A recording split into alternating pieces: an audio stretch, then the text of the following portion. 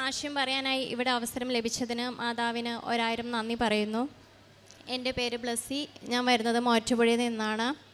2022 ജനുവരി മാസമാണ് ഞാൻ ആദ്യമായി ഇവിടെ വന്ന് തീർത്ഥാടന ഉടമ്പടി എടുക്കുന്നത്. അതിനു മുന്നേ ഞാൻ ഓൺലൈനിൽ ഉടമ്പടി എടുത്തിട്ടുണ്ടെങ്കിലും എനിക്ക് ഓൺലൈൻ ഉടമ്പടിയിൽ വ്യക്തമായ ധാരണയില്ലായിരുന്നു. അതുകൊണ്ട് തന്നെ ഞാൻ 2022 ഇവിടെ വന്ന് തീർത്ഥാടന ഉടമ്പടി എടുത്തു. ആ ഉടമ്പടി എടുത്ത് 2 ആഴ്ച കാലം കഴിഞ്ഞപ്പോൾ എനിക്ക് കോവിഡ് വരികയും അതിലൂടെ വളരെയേറെ ബുദ്ധിമുട്ടുകൾ അനുഭവിക്കുകയും ചെയ്തു. എങ്കിലും എന്നെക്കൊണ്ട് വിധം ഞാൻ ഉടമ്പടി പാലിക്കാനും മുന്നോട്ട് കൊണ്ടുപോകാനും എനിക്ക് സാധിച്ചു. 2018 അമ്മ മാതാവിൻ്റെ പത്രം വീട്ടിൽ കിട്ടിയെങ്കിലും ഞങ്ങൾക്കത് ആലപ്പുഴയിലായതുകൊണ്ടും കൂടുതൽ അതിനെക്കുറിച്ച് വ്യക്തതയില്ലാത്തതുകൊണ്ടും ഉടമ്പടി എടുക്കാനായി തീരുമാനിച്ചില്ല. 2021 ഞാൻ OET പഠിക്കാനായിട്ട് ഇറങ്ങിയപ്പോഴാണ് എൻ്റെ മമ്മി വീട്ടിൽ മാതാവിൻ്റെ പത്രം ഇരുന്നത് എനിക്ക് എടുത്തു തന്നത്.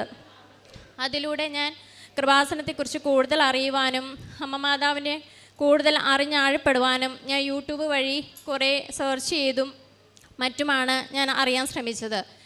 അങ്ങനെ 2022 ഞാൻ OET ഒരു പ്രാവശ്യം അതിന് മുന്നേ 2021 എഴുതി. പക്ഷേ എനിക്ക് എങ്ങും എത്താത്തൊരു സ്കോറായിരുന്നു. അതിനുശേഷം ഞാൻ ഇവിടെ വന്ന് 1ാമത്തെ ഉടമ്പടി പുതുക്കി ഒരു വട്ടം കൂടി എക്സാം എഴുതി. അവിടെയും എനിക്ക് വളരെ നല്ല സ്കോറായിരുന്നില്ല ലഭിച്ചത്. 2ാമത്തെ ഉടമ്പടി ഞാൻ പുതുക്കിയത് ഡിസംബർ മാസം 17-ാം തീയതിയായിരുന്നു. ആ സമയത്തെല്ലാം ഞാൻ OET പഠിച്ചുകൊണ്ടിരിക്കുകയായിരുന്നു. അപ്പം ഞാൻ മാതാവിനോട് പറഞ്ഞു, ഇനി എനിക്ക് എക്സാം എഴുതാൻ വയ്യ, 3 പ്രാവശ്യമായി, ഇനി ഞാൻ എഴുതുന്നില്ല എന്ന് തീരുമാനിച്ചു. എങ്കിലും 3ാമത്തെ പ്രാവശ്യം മാതാവിലുള്ള വിശ്വാസത്തോടെ ഞാൻ എക്സാം എഴുതുകയും എനിക്ക് ഒരു മൊഡ്യൂൾ മാത്രമാണ് അവിടെ പോയത്. ആദ്യത്തെ 2 പ്രാവശ്യത്തെ എക്സാമിനേക്കാളും എനിക്ക് നല്ലൊരു സ്കോറായിരുന്നു. അതെൻ്റെ വിശ്വാസത്തെ കൂടുതൽ വർദ്ധിപ്പിച്ചു. അങ്ങനെ ഒരു മൊഡ്യൂൾ മാത്രമായി പോയ എനിക്ക് എവിടെ അപ്ലൈ ചെയ്യണമെന്ന് യാതൊരു അറിവും ഉണ്ടായിരുന്നില്ല. അപ്പോഴാണ് ഞാൻ ടെലിഗ്രാം ഗ്രൂപ്പ് വഴി ഒരു മകളെ പരിചയപ്പെടുന്നതും അവൾ എന്നോട് പറഞ്ഞു, ന്യൂസിലാൻഡിലെ സ്കോർ കുറച്ചു, നിനക്കത് അപ്ലൈ ചെയ്യാമെന്ന്. അങ്ങനെ ഞാൻ ന്യൂസിലാൻഡിന് വേണ്ടി 2023 പേപ്പർ വർക്ക് തുടങ്ങി. അങ്ങനെ എനിക്ക് പോയൊരു മൊഡ്യൂളും ഞാൻ അച്ചീവ് ചെയ്തു അവിടെ. അങ്ങനെ 2023 മെയ് മാസം തുടങ്ങിയ എൻ്റെ ന്യൂസിലാൻഡ് പേപ്പർ വർക്ക് ഒരു 10 മാസക്കാലം എടുത്തു. 2024 മെയ്യിൽ ഞാൻ ന്യൂസിലാൻഡിന് മെയ് 27 ഇവിടുന്ന് പോയി. ആ സമയത്തെല്ലാം ന്യൂസിലാൻഡിൽ നല്ലൊരു ബുദ്ധിമുട്ടായിരുന്നു ജോലിക്ക്. കാരണം കോവിഡിന് ശേഷം ഒരുപാട് നഴ്സുമാരെ എടുത്തു. അതുകൊണ്ട് തന്നെ ഒരുപാട് നഴ്സുമാരും കൂടെ കയറിപ്പോവുകയും അവിടെ നല്ലൊരു ബൾക്ക് ക്വാണ്ടിറ്റിയിലാണ് അവർക്ക് അവിടെ കിട്ടിയത് നഴ്സസിനെ. സോ അവർ ഇനി എടുക്കുന്നില്ല എന്നൊരു തീരുമാനത്തിലെത്തുകയും അവിടെ ക്യാപ്പ് ചെയ്യാനായി പോകുന്ന കുട്ടികളെല്ലാം ക്യാപ്പ് കഴിഞ്ഞ് തിരിച്ചു പോരുകയും ചെയ്തു. അങ്ങനെ മെയ് മാസം ഞാൻ പോയി. മെയ് മാസത്തിൻ്റെ കോഴ്സ് കഴിഞ്ഞ് ഞാൻ ആഗ്രഹിച്ച കോളേജിൽ തന്നെ മാതാവ് എനിക്ക് അഡ്മിഷൻ തന്ന് എനിക്ക് എൻ്റെ കോഴ്സ് 1.5 മാസം കൊണ്ട് കംപ്ലീറ്റ് ചെയ്യാൻ സാധിച്ചു. എൻ്റെ ബാച്ചിൽ ഞങ്ങൾ 21 പേരിൽ ആദ്യത്തെ പേര് എൻ്റെ ആയിരുന്നു. ആ പേര് വെച്ച് എനിക്ക് ആദ്യം തന്നെ രജിസ്ട്രേഷൻ കിട്ടുകയും ആ സെയിം ടൈം ഞങ്ങൾക്ക് ഓസ്ട്രേലിയയുടെ രജിസ്ട്രേഷൻ എടുക്കാനുള്ള വലിയൊരു ഓപ്ഷനാണ് അവിടെ ഉണ്ടായിരുന്നത്. അങ്ങനെ 2 രജിസ്ട്രേഷൻ എനിക്ക് കിട്ടി. ആ രജിസ്ട്രേഷനും എടുത്ത് ഞാൻ ഓസ്ട്രേലിയക്കുള്ള ജോലികളെല്ലാം അപ്ലൈ ചെയ്യുകയായിരുന്നു. ആ സമയത്ത് എനിക്കൊരു ഇൻ്റർവ്യൂ വരികയും ആ ഇൻ്റർവ്യൂ ഞാൻ അറ്റൻഡ് ചെയ്യുകയും ചെയ്തു. ആ ഇൻ്റർവ്യൂ അരമണിക്കൂർ ഉണ്ടായിരുന്ന ഒരു ഇൻ്റർവ്യൂ ആയിരുന്നു. എൻ്റെ ആദ്യത്തെ ഒരു ഇൻ്റർവ്യൂ ആയിരുന്നു അതുകൊണ്ട് തന്നെ എനിക്ക് നല്ല ടെൻഷൻ ഉണ്ടായിരുന്നു. മാതാവിൻ്റെ രൂപവും പച്ചത്തിരിയും നീലത്തിരിയും കത്തിച്ച് മാതാവിൻ്റെ കാശ് രൂപം മുറുകെ പിടിച്ചാണ് ഞാൻ ഇൻ്റർവ്യൂ അറ്റൻഡ് ചെയ്തത്. അരമണിക്കൂർ നീണ്ടു നിന്ന ആ ഇൻ്റർവ്യൂ ഒരു ബുക്ക്ലെറ്റ് അവർ ക്വസ്റ്റ്യൻ ചോദിച്ച് തീരുന്നോടം വരെ എന്നോട് അരമണിക്കൂർ ചോദിച്ചു. ഞാൻ എന്തൊക്കെയോ പറഞ്ഞു. എനിക്ക് കിട്ടുമെന്ന് യാതൊരു ഉറപ്പുമില്ല, പക്ഷേ മാതാവ് തരുമെന്ന് എനിക്ക് ഉറപ്പുണ്ട്. അങ്ങനെ ഞാൻ ആ ഇൻ്റർവ്യൂ അറ്റൻഡ് ചെയ്ത് അതിൻ്റെ ഔട്ട്കമ്മിന് വേണ്ടി വെയിറ്റ് ചെയ്യുമ്പോഴായിരുന്നു എൻ്റെ ബ്രസ്റ്റിൽ ഒരു സിസ്റ്റ് കാണപ്പെട്ടു. ആ സിസ്റ്റ് കണ്ടതോടുകൂടി എനിക്ക് അവിടെ നിൽക്കാൻ പറ്റാണ്ടായി. അങ്ങനെ ഞാൻ അവിടെ ഡോക്ടറിനെ ഒന്നും കാണിക്കാൻ പറ്റാത്തൊരു സാഹചര്യം ആയതുകൊണ്ടും വീട്ടിൽ നിന്ന് ഞാൻ പറഞ്ഞ് നാട്ടിലേക്ക് ഞാൻ കയറിപ്പോന്നു. മാതാവിനോട് ഞാൻ പറഞ്ഞു, ഇത് നാട്ടിൽ വന്ന് കാണിക്കുമ്പോൾ നോർമലാണെങ്കിൽ മാതാവേ ഞാൻ അതുകൂടി സാക്ഷ്യപ്പെടുത്തിയേക്കാമെന്ന്. അങ്ങനെ ഞാൻ പെട്ടെന്ന് തന്നെ ടിക്കറ്റ് എടുത്ത് നാട്ടിലേക്ക് കയറി വരികയും ഇത് പെട്ടെന്ന് കൊണ്ടുപോയി കാണിക്കുകയും ചെയ്തു. അങ്ങനെ സ്കാൻ ചെയ്തപ്പോൾ എനിക്ക് നോർമലായിരുന്നു, യാതൊരു കുഴപ്പമില്ല. മരുന്നിലൂടെ എനിക്കത് മാറിക്കിട്ടി. മാതാവിൻ്റെ തൈലമാണ് ഞാൻ ഏറ്റവും കൂടുതൽ അവിടെ ഉപയോഗിച്ചതും. അങ്ങനെ ആ ഇൻ്റർവ്യൂവിന് വേണ്ടി ഞാൻ വെയിറ്റ് ചെയ്തിരുന്നൊരു സമയമായിരുന്നു. എൻ്റെ ഔട്ട്കം കിട്ടിയില്ല. അപ്പം ഞാൻ അവരോട് മെയിൽ വിട്ട് ചോദിച്ചു, എൻ്റെ ഇൻ്റർവ്യൂവിൻ്റെ ഔട്ട്കം എന്താണ്, എനിക്ക് എന്താണ് എൻ്റെ റിസൾട്ട്. അപ്പോൾ അവരെന്നോട് പറഞ്ഞു, ഞാൻ അറ്റൻഡ് ചെയ്തോടത്തേക്ക് അവർ വേറൊരാൾ സെലക്റ്റഡായി, അതുകൊണ്ട് നിന്നെ ഞങ്ങൾ വേറൊരു എംപ്ലോയറിന് വേണ്ടിയിട്ട് മാറ്റുകയാണ്, നിനക്ക് സമ്മതമാണോ എന്ന് ചോദിച്ചു. ഞാൻ സമ്മതമാണെന്ന് പറഞ്ഞു. അപ്പോഴും ഞാൻ മാതാവിനോട് പറഞ്ഞു, ഇനിയും ഒരു അരമണിക്കൂർ ഇൻ്റർവ്യൂ, അത് വളരെ പ്രയാസമാണെന്ന് എനിക്ക് തോന്നി. എങ്കിലും സാരമില്ല, മാതാവ് എനിക്കിത് തരാനാണ് വിധിച്ചതെങ്കിൽ ഞാനത് അറ്റൻഡ് ചെയ്യുക തന്നെ ചെയ്യും. അങ്ങനെ ഞാനത് വളരെ ധൈര്യത്തോടു കൂടി തന്നെ അറ്റൻഡ് ചെയ്യാനിരുന്നു. അപ്പോൾ അവർ എൻ്റെ അടുത്ത് പറഞ്ഞു, നിൻ്റെ ഇൻ്റർവ്യൂ ഓൾറെഡി അരമണിക്കൂറോളം കഴിഞ്ഞതായതുകൊണ്ടും നിന്നെ ഞങ്ങൾ ഓൾറെഡി ഇൻ്റർവ്യൂ ചെയ്തതുകൊണ്ടും ഞങ്ങൾക്കൊന്നും നിന്നോട് കൂടുതൽ ചോദിക്കാനില്ല. ജസ്റ്റ് ഒരു പേഴ്സണൽ ഇൻട്രാക്ഷൻ മാത്രമേ നീയുമായിട്ട് ഞങ്ങൾക്ക് വേണ്ടൂ. അങ്ങനെ രണ്ടുപേരും നടന്ന ഈ ഇൻ്റർവ്യൂ 10 മിനിറ്റും കൊണ്ട് എൻ്റെ തീരുകയും 1 മണിക്കൂറിന് ശേഷം അവർ എന്നെ സെലക്റ്റായി എന്ന മെയിൽ എൻ്റെ ഫോണിലേക്ക് വരികയും ചെയ്തു. അതിനുശേഷം ഞാൻ മാതാവിന് മുമ്പ് പറഞ്ഞിരുന്നു, ഞാനിത് സെലക്റ്റായി പോകുന്നതിന് മുമ്പ് ടിക്കറ്റും വിസയും വന്ന് മാതാവിൻ്റെ അൾത്താരെ വന്ന് സാക്ഷ്യം പറയുമ്പോഴാണ് എൻ്റെ ബന്ധുക്കൾ ഇതറിയൂ. എൻ്റെ വീട്ടിൽ മാത്രമേ ഞാനിത് പറഞ്ഞു. കാരണം ഫിനാൻഷ്യലി ഇതിന് പല കാര്യങ്ങൾ ആവശ്യമായതുകൊണ്ടും എനിക്ക് അവരോട് പറയേണ്ടതായി വന്നു. അങ്ങനെ ഞാൻ ഇവിടെ വന്നെന്ന സാക്ഷ്യം പറയുകയാണ്. എൻ്റെ ടിക്കറ്റ് ഇന്നലെയാണ് എനിക്ക് കിട്ടിയത്. വിസയും ടിക്കറ്റും ഇന്ന് എൻ്റെ കയ്യിലുണ്ട്. നവംബർ ഞാൻ ലാസ്റ്റ് വീക്ക് പോവുകയാണ്. PR കൂടി എന്നെ സ്പോൺസർ ചെയ്യുന്ന ഒരു എംപ്ലോയറാണ് എന്നെ അവിടെ സെലക്ട് ചെയ്തിരിക്കുന്നത്. ഈ മാതാവിൻ്റെ വലിയൊരു കാരുണ്യം മാത്രമാണ് ഇന്ന് എനിക്ക് ഈ സാക്ഷി ഇവിടെ പറയാൻ സാധിച്ചത്. കാരണം ഞാൻ ഒരിക്കലും കിട്ടില്ല എന്ന് കരുതിയത് എനിക്ക് എൻ്റെ ഉടമ്പടി ജീവിതത്തിലൂടെയാണ് ഇന്ന് കിട്ടിയിരിക്കുന്നത്. ഞാൻ മാതാവിനെ അറിഞ്ഞില്ലായിരുന്നെങ്കിൽ ഒരു പക്ഷേ ഞാൻ ഇന്നിവിടെ ഒരു ഇൻ്റർവ്യൂവിൻ്റെ സാക്ഷ്യം പറഞ്ഞ് ഇവിടെ നിൽക്കുകയില്ലായിരുന്നു.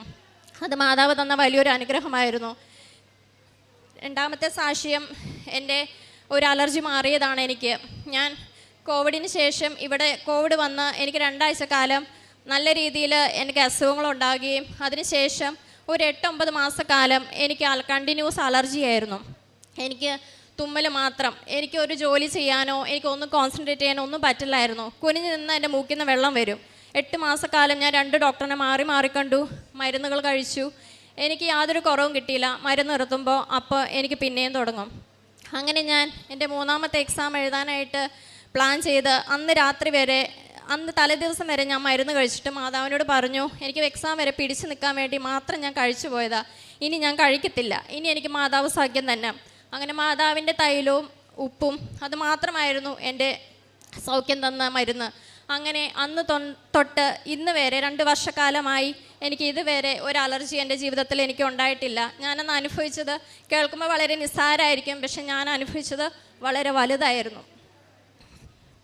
3ാമത്തെ എൻ്റെ നിയോഗം എൻ്റെ പപ്പയ്ക്ക് വേണ്ടിയിട്ടായിരുന്നു. പപ്പ എൻ്റെ ഓർമ്മ നാളിൽ തൊട്ട് പപ്പ അത്യാവശ്യം മദ്യപിക്കുന്ന ആളായിരുന്നു. എത്ര പറഞ്ഞാലും നിർത്തില്ലായിരുന്നു. പപ്പയ്ക്ക് നിരന്തര അസുഖങ്ങൾ വരും, ഹോസ്പിറ്റലൈസ്ഡ് ആണ്, എന്നാൽ പോലും പപ്പ നിർത്തില്ലായിരുന്നു. അവസാനം മാതാവിനോട് ഞാൻ പ്രാർത്ഥിച്ചു, എനിക്ക് പപ്പയുടെ മദ്യപാനം മാറ്റി തരണമെന്ന്. അങ്ങനെ പ്രാർത്ഥനയിലൂടെ മാതാവിനോട് ഞാൻ പറഞ്ഞു, പപ്പയുടെ മദ്യപാനം മാറ്റി തരാനും ഒരു അസുഖത്തിലൂടെയാണെങ്കിലും പപ്പയ്ക്ക് അത് പൂർണ്ണമായി ഇന്ന് മാറ്റി കിട്ടിയെന്നുള്ളതാണ്. പിത്താശയത്തിൽ പൊട്ടുന്ന അവസ്ഥയിൽ കല്ലുണ്ടായിരുന്നു. അത് പൊട്ടിയായിരുന്നെങ്കിൽ ഒരു പക്ഷേ എൻ്റെ പപ്പയെ കിട്ടില്ലായിരുന്നു. പക്ഷെ മാതാവ് അത് എൻ്റെ പ്രാർത്ഥനയിലൂടെയും എൻ്റെ നിയോഗങ്ങളിലൂടെയും മാതാവ് എനിക്കത് അത്ഭുതകരമായി ഇന്ന് 3-4 വർഷമായി പപ്പയ്ക്ക് യാതൊരു കുഴപ്പവുമില്ല, പിത്താശയ കല്ലുമില്ല. പപ്പ എന്ന മദ്യപാനത്തിൽ നിന്ന് പൂർണ്ണമായും വിമുക്തനുമാണ്. ഇത്രയേറെ നന്ദി സഹായം ചെയ്ത മാതാവിനും ഈശോയ്ക്കും 1000 നന്ദി പറയുന്നു. എൻ്റെ ആത്മീയ ജീവിതം ഉടമ്പടി ജീവിതത്തിന് ശേഷമാണ് കൂടുതൽ എനിക്ക് മെച്ചപ്പെടുത്താൻ സാധിച്ചത്. കൂടുതലും ഞാൻ പള്ളിയിൽ ദിവ്യബലിയിൽ പങ്കെടുക്കുവാൻ എനിക്ക് സാധിച്ചു. അതെൻ്റെ ഉടമ്പടി ജീവിതത്തിലൂടെയാണ്. കൂടുതൽ കുർബാന ഞാൻ കാണാനിടയായത്. അതിനു മുന്നേ സൺഡേ മാത്രമേ ഞാൻ പോകത്തുണ്ടായിരുന്നുള്ളൂ. ഉടമ്പടിക്ക് ശേഷം എനിക്ക് ദിവ്യബലിയിൽ കൂടുതൽ പങ്കെടുക്കുവാനും 2 ആഴ്ചക്കാലം കൂടുമ്പോൾ കുമ്പസാരിക്കുവാനും ഞങ്ങളുടെ വീടിൻ്റെ അടുത്ത് മെൻ്റൽ റിട്ടയർഡ് ആയിട്ടുള്ളവർക്ക് എന്നെക്കൊണ്ടാവും വിധം ഞാൻ അവർക്ക് ഭക്ഷണങ്ങൾ സാധനങ്ങൾ കൊടുക്കുവാനും സഹായിച്ചിട്ടുണ്ട്. പിന്നെ വീടുകൾ തോറുമായിരുന്നു ഞാൻ കൂടുതൽ പത്രം കൊടുത്തതും. ഹൈന്ദവ ഭവനങ്ങളിലെ ആളുകളാണ് കൂടുതൽ ആ പത്രം എൻ്റെ കയ്യിൽ നിന്ന് വാങ്ങിച്ചിട്ടുള്ളതും. കുറേ പേര് തിരസ്കരിച്ചിട്ടുണ്ടെങ്കിലും ഞാനത് സന്തോഷത്തോടെ കൊടുത്തു. വേണ്ടാത്തവരെ കയ്യിൽ നിന്ന് തിരിച്ചു വാങ്ങിയിട്ടുമുണ്ട്. അങ്ങനെ കുറേ പേരെ എനിക്ക് ആ പത്രം എത്തിക്കാൻ സഹായിച്ചത് മാതാവാണ്. ഇന്ന് അനേകം ആളുകൾ അതിൽ വിശ്വസിക്കുന്നുമുണ്ട്. ഇത്രയധികം നന്മകൾ ചെയ്ത എൻ്റെ ഈശോയ്ക്കും മാതാവിനും 1000 നന്ദി ഞാൻ പറയുന്നു. യാക്കോബ് ശ്ലീഹായുടെ ലേഖനം 1:12 തിരുവചനങ്ങൾ അരുളി ചെയ്യുന്നു, പരീക്ഷകൾ ക്ഷമയോടെ സഹിക്കുന്നവൻ ഭാഗ്യവാൻ. എന്തെന്നാൽ അവൻ പരീക്ഷകളെ അതിജീവിച്ച് കഴിയുമ്പോൾ തന്നെ സ്നേഹിക്കുന്നവർക്ക് ദൈവം വാഗ്ദാനം ചെയ്തിരിക്കുന്ന ജീവൻ്റെ കിരീടം അവന് ലഭിക്കും. അനുഭവ സാക്ഷ്യങ്ങളിലൂടെ നാം കേട്ടുകൊണ്ടിരിക്കുക കുറച്ചേറെ പ്രതിസന്ധികളുടെ സമയവും ആ പ്രതിസന്ധികൾ എങ്ങനെ ഉടമ്പടി ജീവിതത്തിലൂടെ പരിഹരിക്കപ്പെടുന്നു എന്നുള്ളതുമാണ്. ഇതിനു മുൻപും പ്രതിസന്ധികളൊക്കെ ജീവിതത്തിൽ ഉണ്ടായിട്ടുണ്ട്, ഉള്ളവരാണ്. എന്നാൽ പ്രതിസന്ധി ഘട്ടങ്ങൾ അവിടെ വേറെ ആരും ഒന്നും ചെയ്യാൻ പറ്റാത്ത ഒരു അവസ്ഥ. അതുകൊണ്ടാണ് പിന്നീട് എങ്ങനെയാണ് പരീക്ഷകളെ ക്ഷമയോടെ സഹിച്ച് അതിജീവിച്ച് കഴിയുമ്പോൾ അത് ഉടമ്പടിയിൽ എങ്ങനെയാണ് നാം പരീക്ഷകളെ അതിജീവിക്കുന്നത്? ഉടമ്പടി ജീവിതത്തിലൂടെയാണ്. ഉടമ്പടിയിലൂടെ ഈ മകൾക്ക് കിട്ടിയ കൃപകൾ ഇവിടെ പങ്കുവയ്ക്കുമ്പോൾ തൻ്റെ ആത്മീയ ജീവിതം, ആ ആത്മീയ ജീവിതത്തിന് ഇന്ന് കൊടുത്തിരിക്കുന്ന മൂല്യം, അതിലൂടെയൊക്കെ എങ്ങനെയാണ് അനുഗ്രഹങ്ങൾ തനിക്കും തൻ്റെ കുടുംബത്തിനും ലഭിച്ചത്. അനുഗ്രഹങ്ങളുടെ, അതായത് കൃപകൾ, ആ കൃപകൾ ലഭിക്കുമ്പോഴാണ് നാം ഇവിടെ വന്ന് അത് ദൈവമഹത്വത്തിനായിട്ട് സാക്ഷ്യപ്പെടുത്തുക. തൻ്റെ വിദേശത്തേക്ക് പോകുന്നതിനുള്ള കാര്യം, അത് ഒരു കൺട്രിയിൽ നിന്ന് മറ്റൊരു കൺട്രിയിലേക്ക് ഇപ്പോൾ ഈ മകൾക്ക് പോകാൻ സാധിക്കുന്നത് എങ്ങനെ, അതിൻ്റെയൊക്കെ പ്രോസസ്സും അതിൻ്റെ ഓരോ കാര്യങ്ങളും നാം കേട്ടു. ഇവിടെയൊക്കെ പരിശുദ്ധ അമ്മയുടെ നേർച്ച വസ്തുക്കൾ, അതായത് ഉടമ്പടി നേർച്ച വസ്തുക്കൾ ഉപയോഗിച്ച് താൻ ഓരോ കാര്യങ്ങളും ചെയ്യുമ്പോൾ തനിക്ക് കിട്ടിയിരുന്ന ഒരു കോൺഫിഡൻസ്, തൻ്റെ പപ്പയുടെ മദ്യപാനത്തിൻ്റെ കാര്യവും അതുപോലെ മറ്റ് തനിക്ക് കിട്ടിയ രോഗസൗഖ്യങ്ങളും, ഒരിക്കലും ഒരു കാരണവശാലും മറ്റുള്ളവരൊന്നും നമ്മെ സഹായിക്കാനില്ലാത്തപ്പോഴാണ് നമുക്ക് ദൈവം കൂട്ടായിട്ട് വരുന്ന അനുഭവം ഉടമ്പടിയിലൂടെ ഉണ്ടാവുക. പരിഭവവും പരാതിയുമായിട്ട് നാം ഇരുന്നാൽ ഉടമ്പടി എടുത്തത് കൊണ്ടും നമ്മുടെ ജീവിതത്തിൽ കൃപകൾ ലഭിച്ചു എന്നുള്ള ഒരു ചിന്തയോ ഒരു ബോധ്യമോ നമുക്കുണ്ടാകില്ല. ലഭിച്ചതൊന്നും നാം കണക്കിലെടുക്കുക പോലുമില്ല. എന്താണെന്ന് വെച്ചാൽ നമ്മുടെ നിയോഗം ഇനിയും നാം എന്തോ നമ്മുടെ മനസ്സിൽ കരുതുന്നുണ്ട്, അത് മാത്രമാണ് നമുക്ക് ലഭിക്കേണ്ടതെന്നുള്ളൊരു ചിന്തയായിരിക്കും. ഉള്ള കൃപകൾ ലഭിച്ചതിന് നന്ദി പറയാതെ നാം ഇരിക്കുമ്പോൾ നമ്മുടെ മനസ്സിൽ കൂടെ കടന്നു പോവുക. ഇനി അതും കൂടെ കിട്ടട്ടെ എന്നിട്ട് മതി സാക്ഷ്യം പറയുവാൻ, ആ ഒരു ചിന്തയായിരിക്കാം നമ്മെ കൂടുതൽ മുമ്പോട്ട് നയിക്കുക.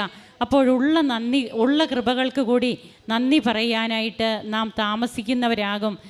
ഈശോയ്ക്ക് നന്ദി അർപ്പിക്കുവാനായിട്ട് താമസം അങ്ങനെ നമ്മുടെ ജീവിതത്തിൽ വരും. ഇവിടെ ഈ മകളുടെ ജീവിതത്തിൽ തൻ്റെ അതായത് OET എക്സാമൊക്കെ 3ാമത്തെ അറ്റംപ്റ്റാണ്. ഉടമ്പടി എടുത്തതിന് ശേഷവും ഫെയിലായി എന്നാണ് നാം കേട്ടത്. അപ്പോൾ ഉടമ്പടി എടുത്തത് കൊണ്ട് നാം ജയിക്കില്ല എന്നുള്ളത് നമുക്ക് മനസ്സിലാകും. ഉടമ്പടി എടുത്തതല്ല കാരണം, ഉടമ്പടി ജീവിക്കുന്നുണ്ടോ ഇല്ലയോ എന്നുള്ളതാണ്. അതാണ് നാം ചിന്തിക്കേണ്ടത്. ഇന്ന് തനിക്ക് ഒത്തിരിയേറെ മാറ്റങ്ങൾ വന്നു, തൻ്റെ വ്യക്തി ജീവിതം വിശുദ്ധീകരിക്കപ്പെട്ടു. ഇനിയും മുമ്പോട്ടും ഇങ്ങനെ ഉടമ്പടി ജീവിതത്തിൽ പരിശുദ്ധ അമ്മയുടെ മധ്യസ്ഥതയിലൂടെ ഈശോയോട് ചേർന്നുള്ള ഒരു ജീവിതം, അതിൽ താൻ കാണുന്ന സന്തോഷവും സമാധാനവും ഒക്കെ ഈ മകൾ ഇവിടെ പറഞ്ഞ് അവസാനിപ്പിക്കുമ്പോൾ കാരുണ്യ പ്രവർത്തനങ്ങൾ, പ്രേക്ഷിത പ്രവർത്തനം, അതിനൊക്കെ എടുക്കുന്ന ഒരു സമയവും സാഹചര്യങ്ങളുമൊക്കെ നാം തന്നെ അതിന് നമ്മെ തന്നെ ഒരുക്കിയെടുക്കണം. അതിനൊക്കെയുള്ള വഴികൾ നാം തന്നെയാണ് കണ്ടുപിടിക്കേണ്ടത്. ഇവിടെ എല്ലാറ്റിനും ഈ മകൾ നന്ദി പറയുമ്പോൾ നമുക്കും കരങ്ങളടിച്ച് ഈശോയ്ക്കും അമ്മയ്ക്കും നന്ദി പറയാം. യേശുവേ നന്ദി, യേശുവേ സ്തുതി, യേശുവേ ആരാധന. അത്യപൂർവ ദൈവാനുഭവങ്ങൾ ഇനി നിങ്ങൾക്കും സ്വന്തം. ഈ യൂട്യൂബ് ചാനൽ ഇതുവരെ സബ്സ്ക്രൈബ് ചെയ്തിട്ടില്ലെങ്കിൽ ഇപ്പോൾ തന്നെ സബ്സ്ക്രൈബ് ചെയ്യുക. ഈ വീഡിയോ ഇപ്പോൾ തന്നെ നിങ്ങളുടെ സുഹൃത്തുക്കൾക്ക് ഷെയർ ചെയ്തുകൊണ്ട് കർത്താവിൻ്റെ പ്രേക്ഷിതരാകുക.